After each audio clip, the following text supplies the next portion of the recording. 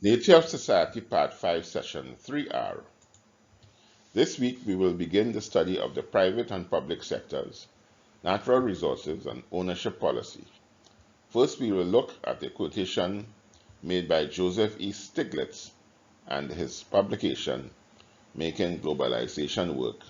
And he says, development is about transforming the lives of people, not just transforming economies. One of the mistakes that many politicians make in all countries is to not see their citizens as partners in the development process. They conduct the development process with the view that development will be done for them or that development will be done to them. These are both erroneous views, as no government can carry out development by themselves. This view has led to the phenomena in most countries of public schools, public health, public housing, public transport, public welfare, and public enterprise. The maximum that the state should engage in providing services only when they could do so more efficiently and effectively than the private citizen is observed more in the breach than in the norm. This maxim has been tossed out for various reasons: political patronage, taking control of the commanding heights of the economy, and the reluctance of the private sector to make the necessary investments into some sectors of the economy.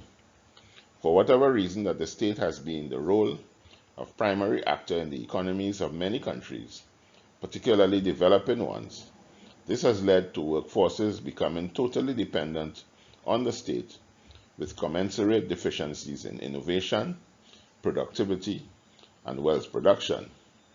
The state has done a poor job universally in the areas of public health, public education, public transport, public housing, and public welfare. Their performance in public utilities, while not as bad, could be far better than it is today, particularly in developing countries. In public enterprise, the performances have also been dismal failures. State-run petroleum companies in many of the developing countries could attest to these dismal failures. This culture of underperformance and failure also infects the private sectors of these countries, as business entities here are bedeviled by low worker productivity when compared to similar entities in the developed world, slothful government bureaucracy, and low levels of innovativeness. Bribery and corruption also feature here, and the high cost of goods and services, which all these anomalies result in, is passed on to the consumer.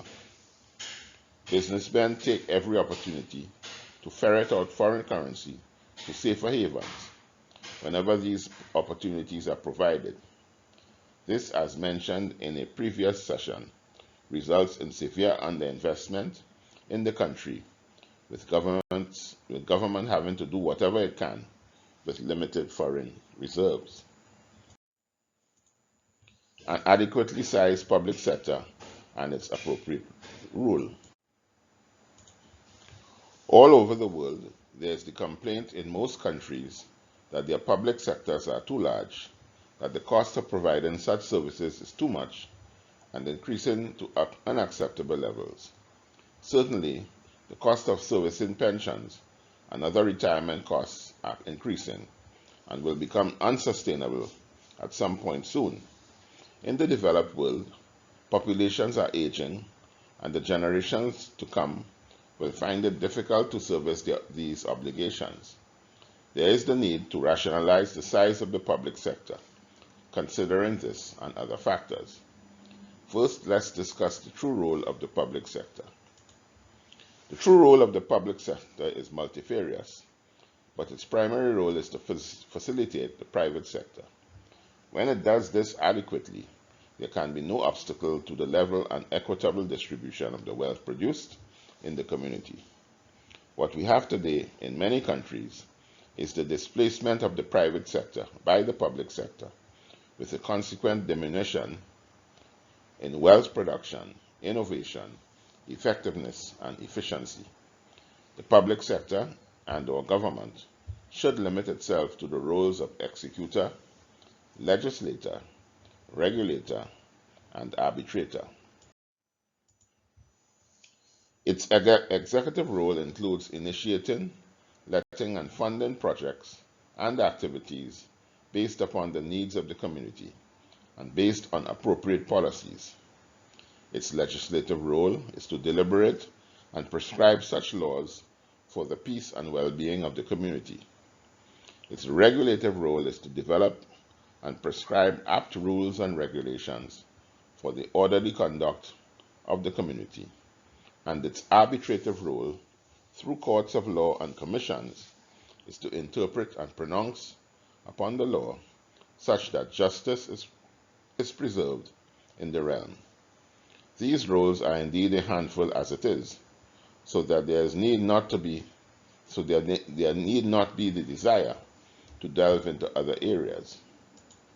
As far as possible, the public sector shall allow the private sector to execute all the works to be carried out in the community and shall provide a level playing field for equitable distribution and fair competition between participants desiring to do these works.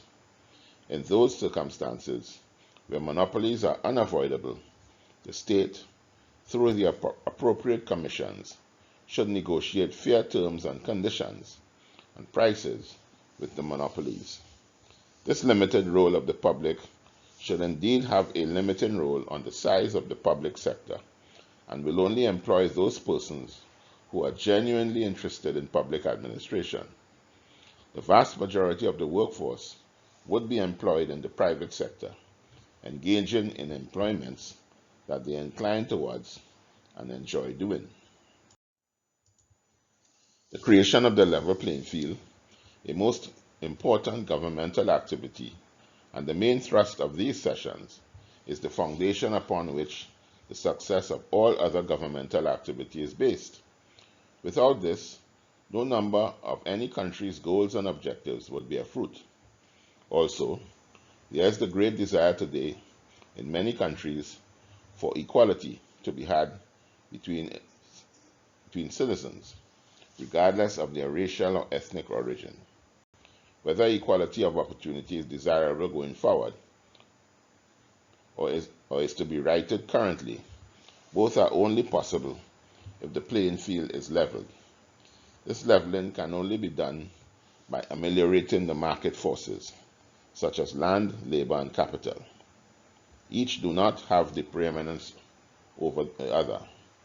This is the hidden or unknown measure, or if not hidden, the ignored device that can best be activated using site value taxation.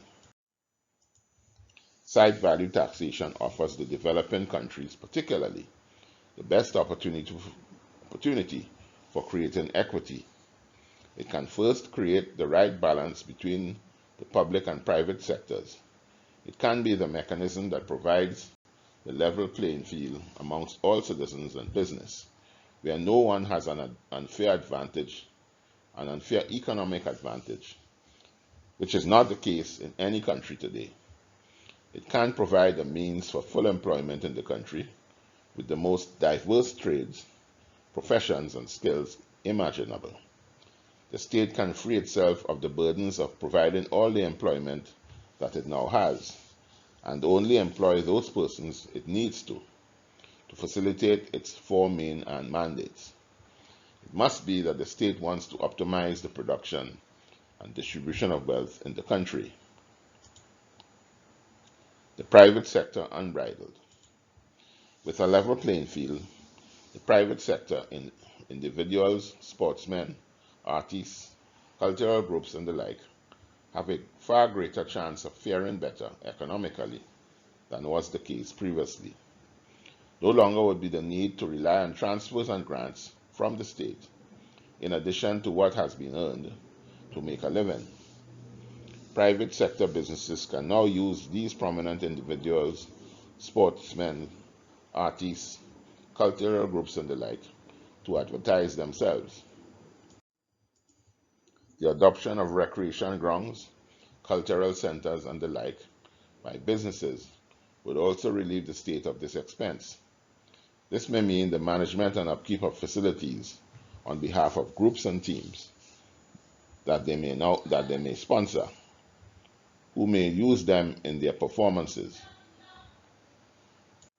The agreement between the state and these sponsors would specify the desired standards of upkeep, the costs, and the durations of the leases. This would immediately raise the level of professionalism, behavior, and performance as individuals, groups, and teams seek to maintain and enhance their sponsorships. The performances of participants would improve nationally and internationally. Local, national, and international competitions would also be funded by sponsors again, relieving the state of this expense. Sponsors would receive more than their pound of flesh in exposing and advertising mileage. And these icons stand behind their products with their popularity. And there would be advertising room for all sizes of sponsors, micro, small, medium, and large, as the more successful icon would attract the larger sponsor, and the smaller sponsor, the less popular one. This is how the sports and cultural industries can be optimized, maximized, and made independent of the state.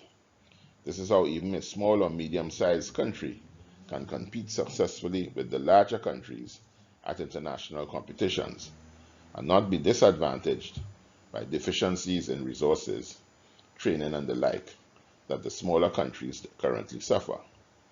They will certainly be punching above their weights in this new system.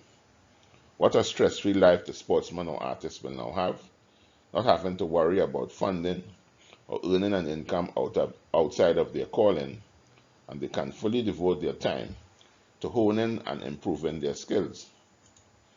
What this also means is that the education systems in the developing countries will have to include or have purpose-built facilities, deliver curricula specializing in all aspects of sport, all aspects of the arts, and all aspects of music. It means that the appropriate research must go into finding those students whose propensity it is towards sports, the arts, music, etc., and channel them towards these endeavors. No longer would there be the worry that a living could not be made from these endeavors, and no longer would there be the bias in favor of academic pursuits and against sport, the arts, etc. The indirect effect of all this is that the supporting industries of the sports and cultural fraternities will also upgrade and be enhanced. The output of the administrators, managers, specialists, technicians, etc. would also need to be uplifted to adequately service their clients. In this way, the ripple effect of improvements and enhancements will take place throughout the communities, and this would equally apply to other areas of endeavor outside of sports and culture. Competition would enhance growth, and growth would enhance competition.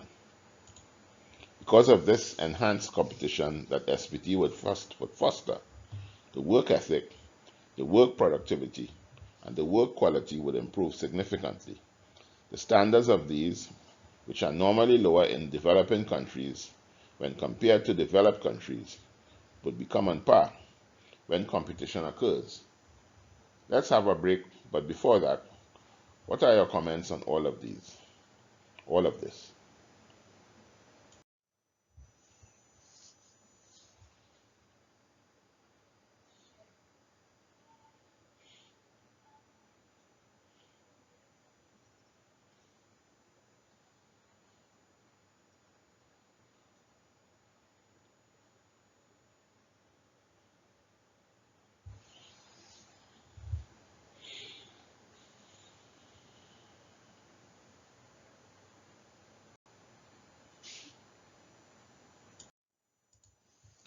The best role for government. As previously stated, the role of government should limit itself to four main functions: executor, legislator, regulator, and arbitrator.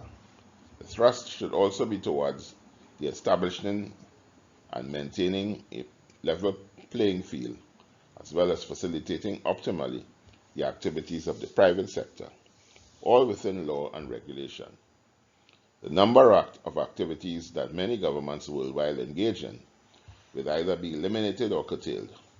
Such government departments or ministries earmarked for elimination or curtailment would include those of labor, gender or youth affairs, social services, community development, and tourism. Market forces and the balance between the factors of production would place labor in such favorable circumstances that the need for the intervention of governments to ensure fairness in labor-employer relations would be unnecessary. Similarly, market forces would render the need for intervention in gender and youth affairs unnecessary. Social services would only be needed for those persons who genuinely cannot fend for themselves, either through disability or infirmity, and the government would be able to adequately take care of such persons. Many more persons would find and sustain gainful employment.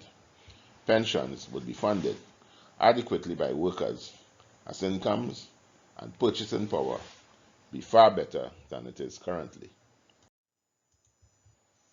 Most importantly, there would be no disparity in prestige with working in the public sector as against the private sector, because salaries and terms and conditions would now be on par because of market forces. The public sector would also be able to attract the best and the brightest, and this can augur well for an enhanced public service. Similarly, the best technology and business processes would not be the exclusive domain of the private sector, because public sectors will now be lean. Modern technology, processes, and systems would make up any shortfall in capacities and can also increase capabilities. The increased activity in private sector business will pull the public sector to perform to provide satisfactory service. This then is the balance to be struck between the public and private sectors in a balanced economy such that SVT would provide. What have we to say about all of this? Local government. The importance of local government cannot be overstated in an SVT environment.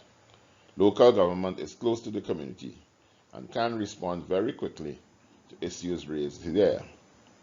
The local government body can raise and dispense the appropriate funding for projects much easier under an SVT regime than with other types, and it is certainly better than if funding must come from a central government.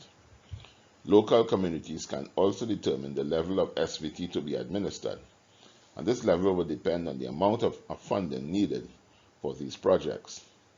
Citizens' forums would be very useful in these communities to interact with local officials to raise local issues and have them addressed more expeditiously than would otherwise be the case with a central government. These forums can also be online in addition to actual ones. The amount of SVT raised through this means should not all go to local government, because local communities are different and have different capacities to raise taxes. There must be a mechanism to have some of these funds transferred to poorer communities, lest there be disparate levels of wealth and upkeep throughout the country. Central government must also receive some of this funding to augment its funding to carry out its responsibilities. These responsibilities will include finance, national security, foreign affairs and trade, major arterial infrastructure such as highways, watercourses, education, justice and legal affairs, natural resources, planning and the environment, national festivals, sport and culture, and public utilities.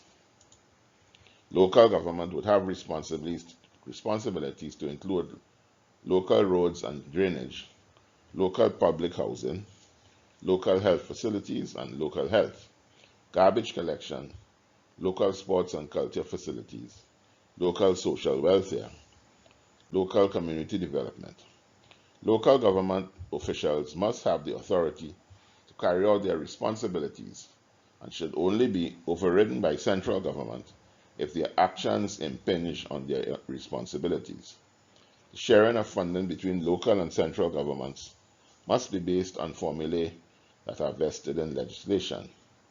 These formulae will be different for each local government body in accordance with the historical needs of the local community. What comments do you have here? Natural resources. The developing world is characterized by the extraction and transfer of its natural resources to the developed world. The developed countries then add value to these resources by producing and manufacturing finished goods that are multiple times more valuable to the world than the imported resources. In this way, the disparity in wealth between developed and developing countries keeps widening. The solution must be that the developing world, where the resources reside, transition from being an exporter of these resources to an exporter of valued finished products.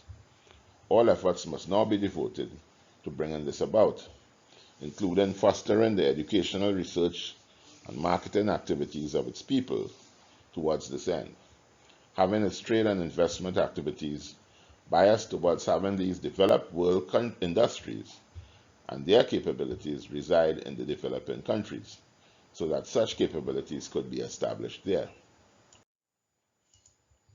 Only when finished products that are valued are produced and sold from the developing world will the economic fortunes there change. This will reverse the historical trend that has not only impacted economically, but also psychologically as well. There has always been an inferiority view in the developing world when comparing itself to the developed world that could only be reversed by these means. Side value taxation would facilitate the production of these valuable finished products and services in a most efficient and effective way. This transformation will take place by two means primarily. The first means is through the enhanced capability of the workforce, through becoming academically and technically proficient, as well as developing a culture of research in the pertinent areas. This admittedly will take time, even 1 or 2 generations, but even so is essential and well worth pursuing.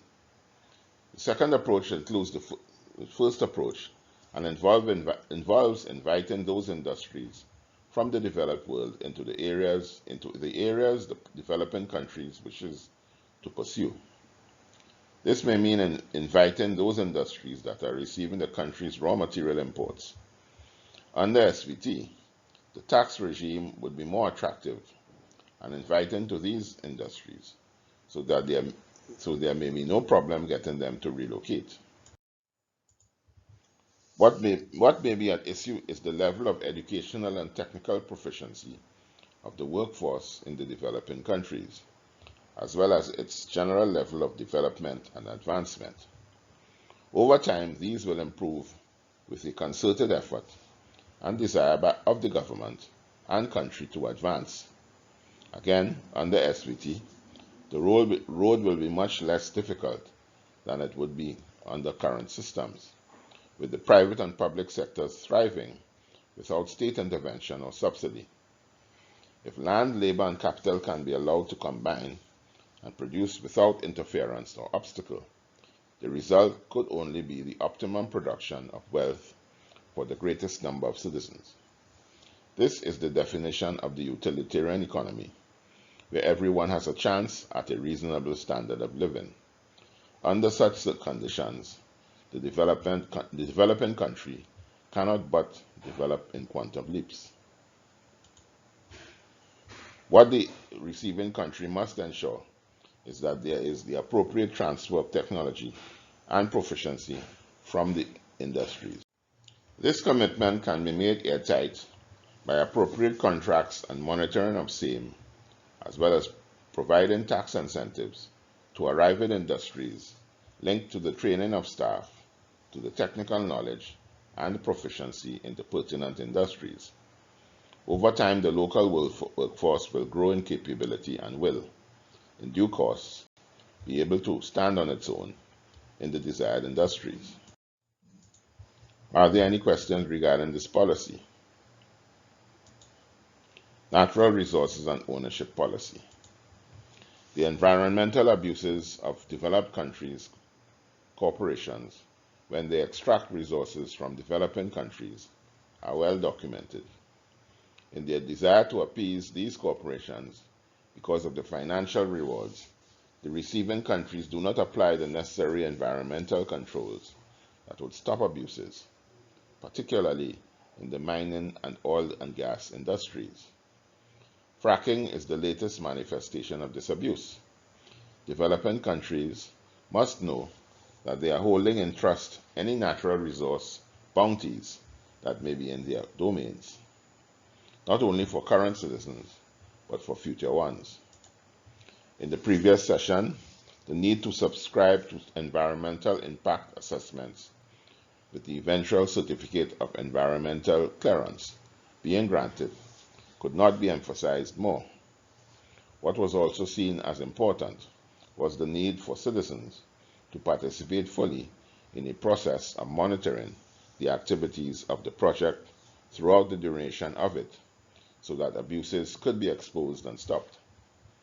These actions are not the case in most developing countries, with the result that, over time, environmental degradation results. Foreign industry operators are carrying on activities that they dare not carry on in their home countries. What will also help to ensure the good behavior of these industries is to extend part ownership of these arriving entities to local citizens.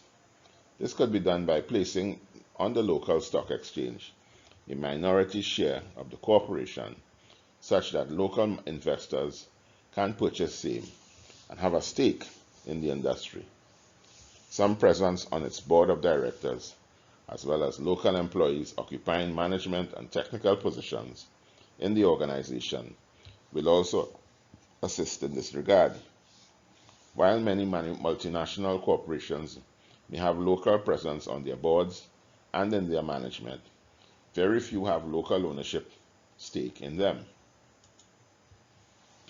This then should be the policy: stringent monitoring and regulation of the activities of the multinational corporations when extracting natural resources, and part local ownership of these corporations offered on the local stock exchange.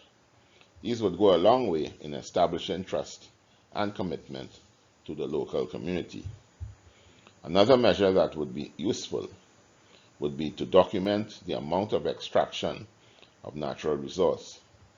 This is particularly important in the mining and oil and gas industries to ensure that citizens can be made aware of the quantity of extraction and the revenues derived therewith. This would negate to some extent the propensity to corruption and malfeasance, which is prevalent in the developing country. The Global Extractive Industries Transparency Initiative, EITI, is making significant strides in this regard, but has not received global acceptance to date. There is no substitute for robust policies on open, accountable, and responsive governance. Government that has 4 clear and ambiguous roles and is divided into central and local, also with clear roles, a private sector that is operating in a level playing field and is taxed based on taxable capacity, natural resources that are extracted based on stringent regulation, and minority ownership of multinational organizations by local citizens. And finally, the documentation of the extraction of all natural resources and the consequent revenues derived therefrom. These measures would go a long way in advancing the cause of the developing world in its quest to become more developed. Before we close for today, are there any further comments or questions? Next week, we will continue our discussion on this new subject tax administration. Before we end, I would like again to let you attendees know that Unsustainable Development is an educational offering devoted to the dissemination of its course to all of mankind and to those who have the English language as their official language in the first instance, and to all eventually all over the world. We have in fact been sending this course all over the English-speaking world with very favorable responses. To continue to make this possible, and because we do not charge a fee for this dissemination, we rely wholeheartedly on monetary donations to meet the cost of achieving these goals. If you have found these sessions useful thus far and would like others to have access to them, we would gratefully accept your donations, should you be inclined to offer them. You can send donations to our PayPal account at the email address nigelgittins@gmail.com. Thank you for your kind gesture.